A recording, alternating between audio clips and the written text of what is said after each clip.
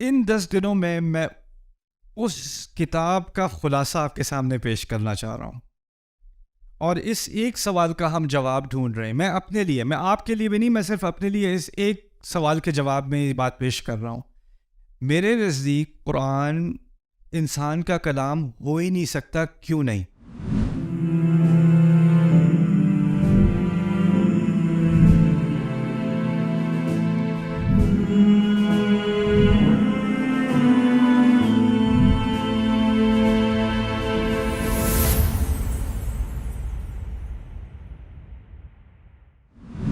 الحمد للہ رب العالمین والصلاة والسلام علی سید الانبیاء والمرسلین وعلی آلہ وصحبہ اجمعین. چلیں میں آپ سے اس کورس کے بارے میں کچھ باتیں کرتا ہوں.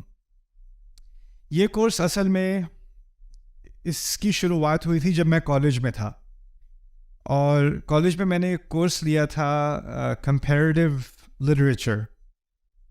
اس میں فلسفے کی کچھ کتابیں، اس میں بائبل، اس میں یونائٹڈ اسٹیٹس کانسٹیٹیوشن، اور اس میں قرآن کا بھی کچھ حصہ ہمارے کورس اسٹڈی کا حصہ تھا. ہمارا پروفیسر تو لٹریچر کا پروفیسر تھا، اور سارا مٹیریل انگلش میں تھا. اور اس میں ایک ہمیں ہوم ورک اسائنمنٹ دی گئی تھی. میرا پہلا سیمسٹر تھا کالج میں نیو یارک میں، اور اسائنمنٹ یہ تھی کہ بائبل میں جوسف کی کہانی جو ہے، story of Joseph in the book of Genesis، اس کا آپ نے تقابل کرنا ہے قرآن میں سورہ یوسف سے. سورہ یوسف 12ویں سورت میں سیم اسٹوری آف جوسف، اور یہاں پر بائبل کی اسٹوری. ان دونوں کا آپس میں کیا تعلق ہے، ان کا کیا کمپیریسن ہے. تو مجھے جب یہ اسائنمنٹ ملی، میں نے پہلی دفعہ سورہ یوسف ترجمے کے ساتھ پڑھی، انگلش ترجمے کے ساتھ، اور مجھے وہ بہت ہی کنفیوزنگ لگی. پہلے میں نے بائبل کی اسٹوری پڑھی تھی. اچھا، بائبل کی اسٹوری میں نام بھی ہے، ماں کا نام بھی ہے، باپ کا نام بھی ہے، بھائیوں کا نام بھی ہے، کہاں پر رہتے تھے، کون سے گاؤں میں رہتے تھے، مصر کیسے پہنچے، مصر میں کس علاقے پر پہنچے، وہ جو منسٹر تھا عزیز، اس کا کیا نام تھا، اس کی بیوی کا کیا نام تھا، ساری معلومات تھیں. آپ قرآن پڑھو تو نہ بھائیوں کا نام، نہ ماں کا تو ذکر بھی نہیں. اور پھر جو بائبل میں قصہ ہے اس میں جگہوں کے نام، یہاں پر جگہوں کا بھی کوئی ذکر نہیں، کوئی خاص نہیں، بس مصر کا ایک لفظ کہہ دیا ایک دفعہ بس. اب وہ مصر کا باقاعدہ منسٹر ہے، لیکن اس کو بھی العزیز، یعنی جس کے پاس اقتدار ہو، بس اتنی سی بات کیا کہ آگے بات چلتی. اس کی بیوی کا نام نہیں، کوئی بھی تفاصیل نہیں. تو لگا یہ کہ قرآن میں بہت ساری معلومات مسنگ ہیں. بائبل میں بہت زیادہ معلومات ہیں اور قرآن میں بہت ساری چیزیں مسنگ ہیں. اور اس بات سے مجھے ایک کنفیوژن بھی ہوئی اور غصہ بھی آیا کہ ایک انا ہوتی ہے نا، پیدائشی مسلمان ہیں، اور اب لگ یہ رہا ہے کہ بائبل جیت رہی ہے. مذہبی اعتبار سے بھی نہیں، لیکن ایک ہیریٹیج ہے ہماری. میں مسلمان ہوں، پیدائشی مسلمان ہوں، اور ہمیں قرآن پر فخر ہے. سمجھ آتا ہو نہ ہو، فخر ضرور ہے. اور بچپن سے یہ سنا ہے کہ اس کا ایک ایک لفظ ایک ایک مقام پر بالکل پرفیکٹ ہے، اس سے آپ ایک لفظ کو اپنی جگہ سے ہٹا نہیں سکتے، اور اس میں کوئی چیز نہ زیادہ کی جا سکتی ہے نہ کم کی جا سکتی ہے. تو لا یأتیہ الباطل، اس پہ تو کوئی باطل آ ہی نہیں سکتا. تو اس غصے کی وجہ سے مجھے سمجھنے کی خواہش ہوئی کہ میں اس قرآن کو، شاید ترجمے میں کچھ مسنگ ہے، شاید عربی میں کوئی ایسی بات ہو رہی ہے جو ترجمے میں مسنگ ہے. اور اس وقت سے میری ایک دلچسپی ہوئی قرآن کو بغیر ترجمے کے سمجھنے میں. اور جب میں نے عربی کے بعد قرآن کا مطالعہ شروع کیا تو میرے ذہن میں اور بھی مزید سوال آنے شروع ہو گئے، کیونکہ اللہ تعالیٰ قرآن میں جب بات کرتے ہیں، آپ نے کسی میں تھوڑا سا بھی قرآن پڑھا ہو تو قرآن میں کچھ ایسی کوالٹیز ہیں جو اور کتابوں میں نہیں ہیں.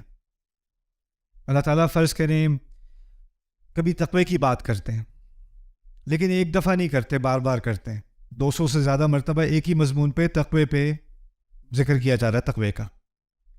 اگر کسی ایک قصے کی بات ہو رہی ہے، موسیٰ علیہ السلام کا قصہ ہو رہا ہے، تو وہ ایک مقام پر مکمل بات نہیں کی جا رہی، تھوڑی سی یہاں، تھوڑی سی وہاں، تھوڑی سی وہاں، یعنی ٹوٹا ہوا ایک چھوٹا سا ٹکڑا ادھر، ایک ٹکڑا ادھر، ایک ٹکڑا ادھر. پھر دوسری بات، اگر قصہ دوبارہ دہرایا بھی جا رہا ہے تو اس کی تقریباً کچھ تفاصیل وہی ہیں جو پہلے بھی کہی جا چکی ہیں، تو دوبارہ کہنے کا کیا فائدہ. آپ کسی اور کتاب کو کھول لو، اس میں اگر کوئی پرانی بات یا چیپٹر 5 پہ آپ پہنچے ہو، 5ویں باب پہ پہنچے ہو، اور اس میں تیسرے باب کا کوئی حوالہ دینا ہوتا ہے، تو جو کاتب ہوتا ہے، آتھر ہوتا ہے، وہ کہہ دیتا ہے آپ فلانے پیج پہ چلے جائیں، اس بات کا وہاں ذکر ہو چکا ہے. وہ پوری بات دوبارہ نہیں چھاپے گا، وہ صفحے کو ضائع نہیں کرے گا، رائٹ؟ لیکن قرآن میں ایسی بات نہیں ہے. قرآن جب آپ کتاب کے طور پہ پڑھتے ہو تو جو بات آپ نے پہلے پڑھی تھی وہی بعد میں بھی آ رہی ہے. کبھی کبھی وہی جملہ، وہی آیت، وہی ذکر، لفظ با لفظ دوبارہ ریپیٹ ہو رہا ہے.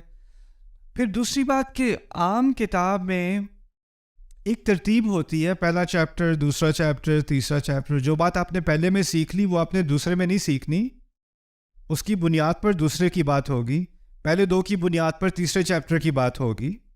اور اسی طرح ترتیب سے جتنا آپ آگے جاؤ گے اتنا مضمون آگے بڑھتا چلا جائے گا.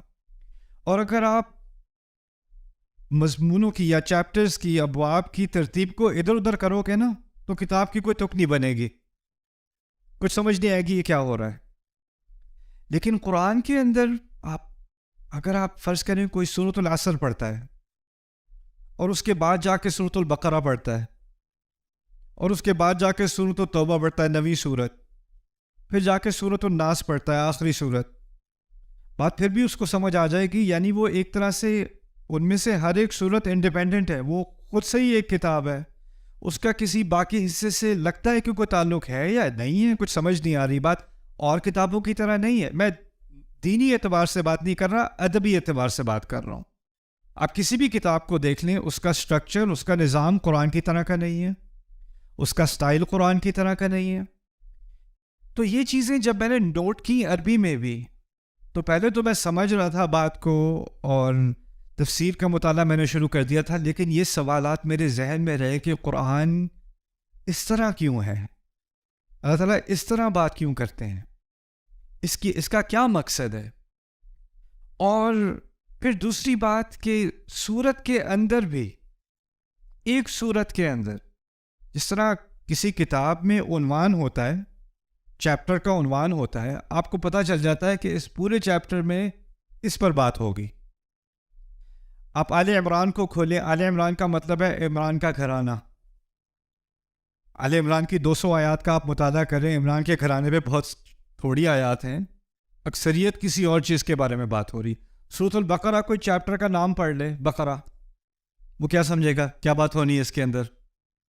گائے کے بارے میں بات ہو رہی ہے، بھینس کے بارے میں بات ہونی ہے، اور کیا بات ہونی ہے. لیکن جب آپ پڑھتے ہو تو وہاں ایک قصے کا ذکر تو ہے، لیکن وہاں بہت ساری باتیں اور ہر طرح کی بات ہو رہی ہے اس کے اندر. تو ان سوالات کے جواب کی تلاش میں نکلا، اور ان کا جواب مجھے نہ ترجمے میں ملا.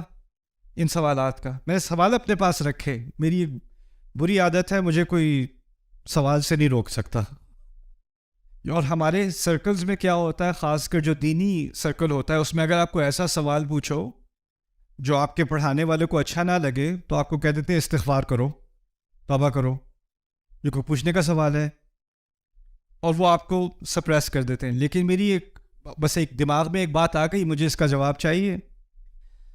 تو میں اس سفر پہ نکلا، کیا کچھ لوگوں نے ہماری تاریخ میں یہی سوال پوچھے ہیں کہ نہیں، اور ان سوالوں کے جواب کی تحقیق کی ہے کہ نہیں.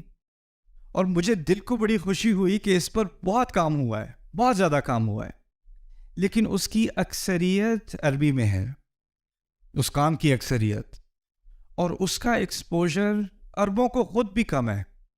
یعنی عام عرب آج کا اس کو ان باتوں کا علم نہیں ہے، اور اس کے علاوہ جو باقی مسلمان ہیں جو اکثریت ہے امت کی غیر العرب، ان کو تو بالکل بھی نہیں ہے. اور پھر دوسری بات یہ کہ یہ جو کتابیں ہیں جن میں ان باتوں کے بارے میں کچھ بات سکھائی گئی ہے، وہ ایسی علمی کتابیں ہیں، ایسی ٹیکنیکل کتابیں ہیں کہ اگر میں آپ کو ان کتابوں کا حوالہ دینا شروع کر دوں تو آپ کو پہلے ہی بات سمجھ نہیں آئے گی کہ وہ بات ہی اتنی پیچیدہ طریقے سے بات بیان کی جا رہی ہے. تو اس کورس، میں نے ایک کورس تیار کیا تھا 2005 میں، 2005 میں، ڈیوائن سپیچ کے نام سے.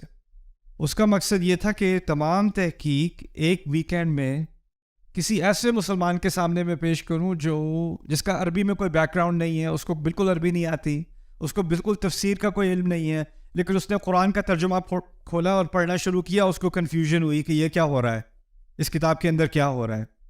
اور میں اس کے سامنے یہ بات واضح کرنا چاہ رہا ہوں کہ میں اس تحقیق کے بعد اس نتیجے پر کیسے پہنچا کہ یہ ایک انسان کے لیے ممکن ہے ہی نہیں. یہ کلام انسان کے لیے ممکن نہیں ہے.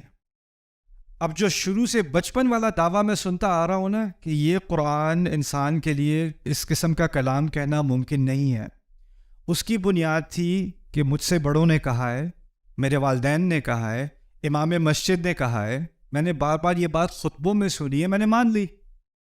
میرے پاس اس کی اپنی کوئی ذاتی دلیل نہیں تھی، کسی کی سنی ہوئی بات میں نے مان لی.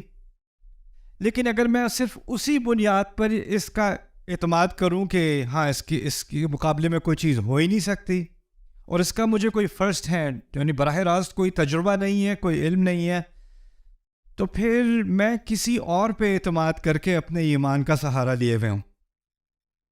قرآن بار بار کہہ رہا ہے افلا تعقلون، سوچتے کیوں نہیں، سوچتے کیوں نہیں، سوچتے کیوں نہیں. اور ہم کہہ رہے ہیں کسی اور نے سوچ لیا وہ ہمارے لیے کافی ہے. تو اس سیمینار کا مقصد یہ ہے کہ وہ جو کورس میں نے کئی سال پہلے تیار کیا تھا، پھر اس کے بعد وہ ایک کتاب بھی بنی، الحمدللہ وہ یونیورسٹیز میں بھی پڑھائی جا رہی ہے، یہاں تک کہ نان مسلم یونیورسٹیز میں ییل میں بھی پڑھائی جا رہی ہے، قرآنک اسٹڈیز کے اندر ملیشیا میں بھی پڑھائی جا رہی ہے. ان 10 دنوں میں اس کتاب کا خلاصہ آپ کے سامنے پیش کرنا چاہ رہا ہوں، اور اس ایک سوال کا ہم جواب ڈھونڈ رہے ہیں. میں اپنے لیے، میں آپ کے لیے بھی نہیں، میں صرف اپنے لیے اس ایک سوال کے جواب میں یہ بات پیش کر رہا ہوں. میرے نزدیک قرآن انسان کا کلام ہو ہی نہیں سکتا. کیوں نہیں؟ اس کی کئی وجوہات ہیں، ان میں سے کچھ وجوہات کا ہم ابھی جائزہ لیں گے. تو جو قرآن، جس کو اس کورس کا نام میں نے رکھا ہے آخری معجزہ، آپ کو پتہ ہوگا نا، تو یہ جو نام میں نے رکھا ہے نا، اس کے بارے میں ایک دو باتیں پہلے سمجھ لیں، پھر ہم اپنا کام آج کا شروع کرتے ہیں. ویسے ہم آج بیہائنڈ ہیں، میرا مقصد تھا آج فاتحہ کے بارے میں مکمل بات ہو جائے گی، مجھے نہیں لگتا کہ ہوگی، لیکن کوشش کریں گے انشاءاللہ. میں رش نہیں کروں گا، اگر زیادہ ٹائم چاہیے تو کل کر لیں گے، اگلے دن کر لیں گے انشاءاللہ، لیکن میں مٹیریل کو رش نہیں کرنا چاہ رہا. میں چاہتا ہوں کہ آرام سے ایک چیز کو آپ صحیح طرح سے سمجھیں، اس کے بارے میں سوال ہوں تو آپ کو سوال پوچھنے کا بھی موقع ملے. قرآن کے معجزے کے بارے میں ایک بات سمجھ لیں.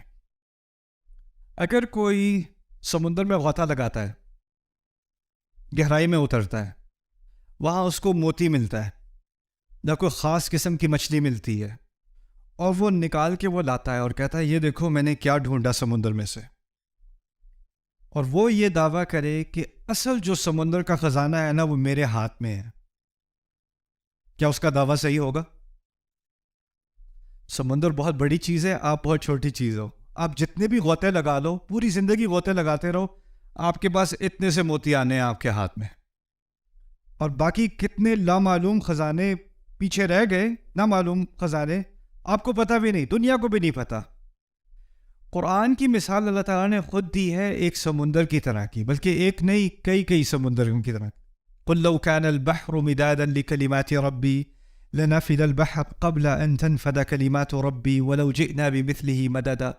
کہہ دو کہ اگر میرے کلمات، میرے الفاظ سمندر کی طرح ہوتے.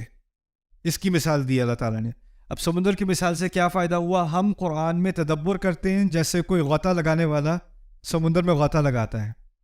اگر میں ساری زندگی سمندر کے اندر گزار دوں نا اپنی، تو میرے جسم پہ، پورے جسم پہ کچھ قطرے ہی لگے ہوں گے.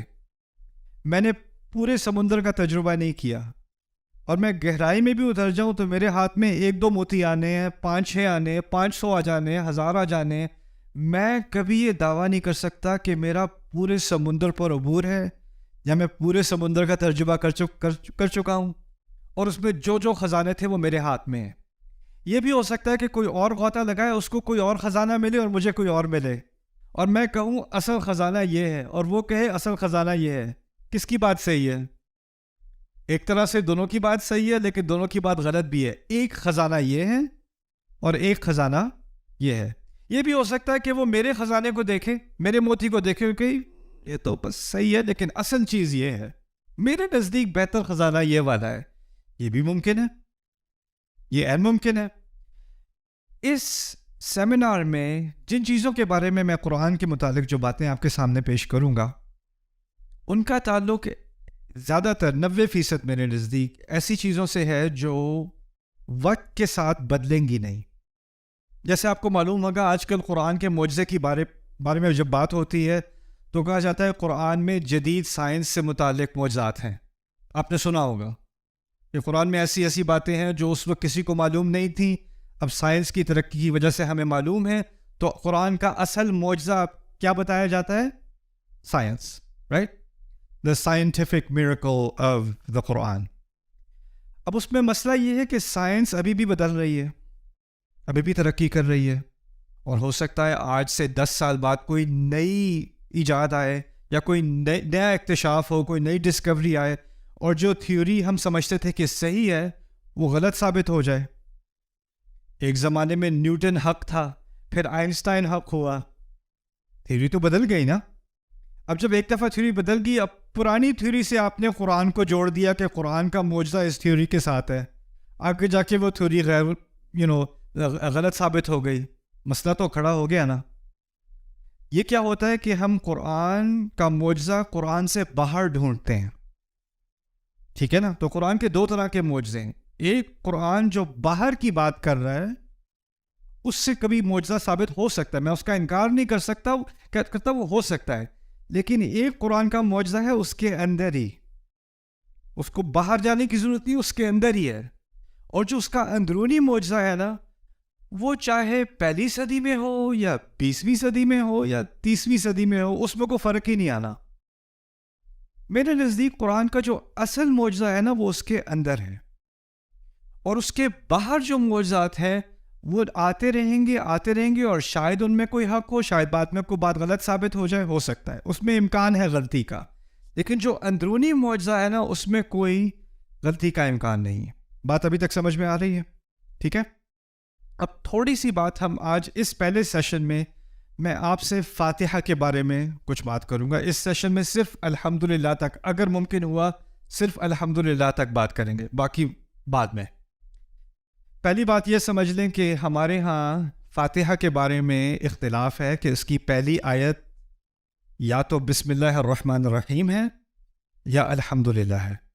اور آپ دیکھیں گے کہ اگر مختلف ممالک میں آپ سفر کرتے ہیں تو کچھ مذاہب میں، کچھ فقہا کے نزدیک کیونکہ بسم اللہ فاتحہ کا حصہ ہے، تو آپ کسی مسجد میں جا کے مغرب کی نماز میں شرکت کرو گے تو امام اللہ اکبر کہنے کے بعد الحمدللہ سے شروع نہیں کرے گا. کہاں سے شروع کرے گا؟ بسم اللہ الرحمن الرحیم الحمدللہ رب العالمین. اور ہمارے دیسیوں کو لگے گا یہ کیا ہو رہا ہے یار، بسم اللہ زور سے کیونکہ ان کے ہاں بسم اللہ فاتحہ کا حصہ ہے. اور یہ اختلاف ہمارے مفسرون میں بھی تھا، کیا بسم اللہ فاتحہ کا حصہ ہے. پھر ایک اور اختلاف تھا، کیا بسم اللہ ہر سورت کا حصہ ہے یا ہر سورت سے الگ ہے. اس بحث میں بہت دیر لگ جائے گی، اور اگر ہم نے بسم اللہ پر آج بات کی تو اسی میں 2-3 گھنٹے لگ جائیں گے.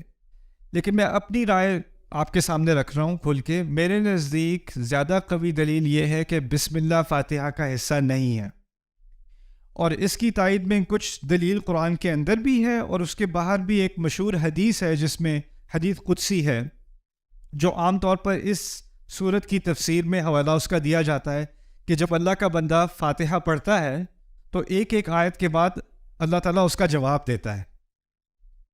ٹھیک ہے. سو اذ قال العبد الحمدللہ حمیدنی ربی، جواب میں اللہ تعالیٰ کہتے ہیں میرے رب نے میری حمد کی. تو اس حدیث میں جو پہلی آیت کا ذکر ہے وہ کیا ہے؟ الحمدللہ. بسم اللہ نہیں ہے، الحمدللہ ہے. تو وہاں سے بھی ایک باریک سی دلیل مل گئی کہ شاید قوی دلیل یہی ہے کہ فاتحہ کہاں سے شروع ہوتی ہے؟ الحمدللہ سے. اچھا چلیں الحمدللہ پہ آج تھوڑی سی بات کرتے ہیں. حمد کا مطلب کیا ہے؟ کسی کو پتہ ہے؟ آپ لوگوں سے پوچھ رہا ہوں، کوئی ہاتھ اٹھانے کی ضرورت نہیں ہے. ڈیموکریسی. 2 چیزیں عام طور پہ ہم ترجمہ کرتے ہیں تعریف، لیکن اصل میں 2 چیزیں ہیں. تعریف، آپ صحیح کہہ رہے ہو، تعریف اور شکر 2 چیزیں ہیں. اچھا، عربی میں تعریف کے لیے لفظ ہے مدح. مدح اردو میں مدح کرنا، مدح. اور ثنا، اس کو بھی ہم ثنا اردو میں بھی استعمال کرتے ہیں. اور شکر کے لیے لفظ ہے شکر. اگر کہا جاتا الشکر للہ تو کیا چیز رہ جاتی؟ شکر آ جاتا، تعریف رہ جاتی. اگر کہا جاتا المدح للہ، الثناء للہ، اللہ کے لیے ثنا ہے، اللہ کے لیے تعریف ہے، اللہ کے لیے مدح ہے، کیا رہ جاتا؟ شکر رہ جاتا. لیکن اب ان دونوں کا فرق بھی تھوڑا سا سمجھ لیں، پھر آگے بات کرتے ہیں. دیکھیں، اگر آپ نے کسی کا خوبصورت گھر دیکھا چلتے چلتے، آپ کے بڑا خوبصورت گھر ہے، آپ نے شکر کیا، تعریف کی ہے؟ تعریف کی ہے. پاکستان کرکٹ ٹیم نے کوئی بہت اچھا میچ کھیلا ہو، انا للہ و انا الیہ راجعون، آپ اس میں تو شکر اور تعریف دونوں کرتے ہیں. خیر، کوئی اچھی گاڑی دیکھی، انسان تعریف کرتا ہے. کوئی پیارا سا بچہ دیکھا، انسان تعریف کرتا ہے. کوئی اچھے کپڑے دیکھے، اچھا کھانا کھایا، تعریف کرتا ہے. کوئی خوبصورت منظر دیکھا، کوئی پہاڑ دیکھا، تعریف کرتا ہے. لیکن شکر اور جگہ ہوتا ہے، اور جس چیز کی آپ تعریف کرتے ہیں لازمی نہیں کہ اس کا آپ شکر کریں. اگر آپ ایک بچے کی، کیوٹ سے بچے کی تعریف کر رہے ہیں تو آپ بچے کا شکریہ ادا نہیں کرتے، کوئی سینس نہیں بنتی.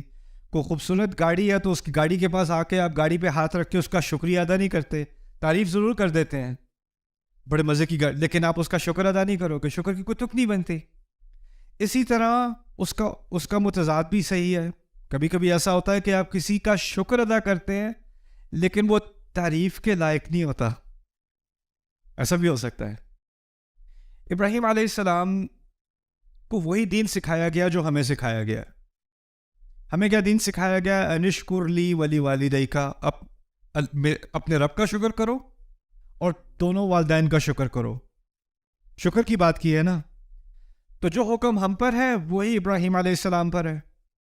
اب ابراہیم علیہ السلام کے والد محترم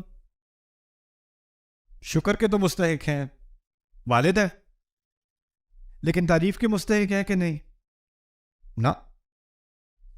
فرعون نے موسیٰ علیہ السلام کی پرورش کی محل کے اندر، اور بعد میں اپنا احسان بھی جتلایا. جب موسیٰ علیہ السلام واپس آئے تھے، کہا تھا الم نربک فینا ولیدا ولبثت فینا من عمرک سنین، تمہیں اتنے عرصے ہم نے تربیت یہاں نہیں دی، کتنے سال تم نے ہمارے یہاں نہیں گزارے، کبھی تم سے کرایہ لیا تھا، کبھی تم سے کوئی معاوضہ لیا تھا؟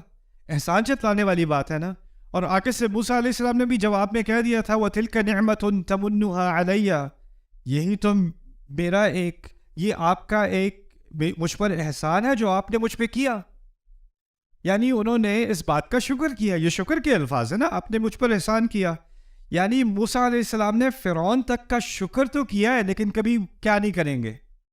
تعریف کا تو وہ مستحق نہیں ہے، شکر کا پھر بھی مستحق ہے.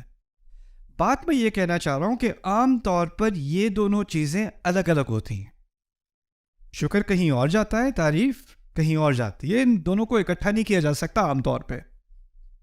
پھر سوال پیدا یہ ہوتا ہے کہ جب اللہ تعالیٰ نے کہا ہے نا الحمدللہ، اور ان دونوں کو ایک ساتھ ملا دیا ہے، تو اس کا مطلب ہے جب بھی میرے منہ سے الفاظ نکلیں گے تو میرے جذبات سے دو مطالبے کیے جا رہے ہیں. جو بھی ہو رہا ہے مجھے کسی نہ کسی طرح اس کی تعریف کرنی ہے، اور پھر جو بھی ہو رہا ہے اس کی بنیاد پہ مجھے خدا کا شکر کرنا ہے. اب ہوتا کیا ہے، حالات خراب ہیں جی، اکانومی خراب ہے، بس جی الحمدللہ. اب آپ الحمدللہ جب آپ کہتے ہو تو نہ ذہن میں تعریف ہوتی ہے نہ شکر ہوتا ہے، بلکہ الفاظ ہی ہوتے ہیں بس آپ صبر ہی کر سکتے ہیں. اور صبر کے لیے ہم نے نئی تعبیر کیا نکالی ہے؟ بس جی الحمدللہ. ٹھیک ہے، لیکن ہونا کیا چاہیے؟ مشکل کے اگر اللہ نے مجھے اس مشکل میں ڈالا ہے تو یہ مشکل بھی تعریف کے لائق ہے. اور اگر میں اس مصیبت سے گزر رہا ہوں تو اس میں اللہ کی کوئی نہ کوئی نعمت ہے، وہ پھر بھی میں اس کا شکر کروں گا. یہ ذہنیت ہے الحمدللہ کی، دونوں چیزوں کو کمبائن کر کے.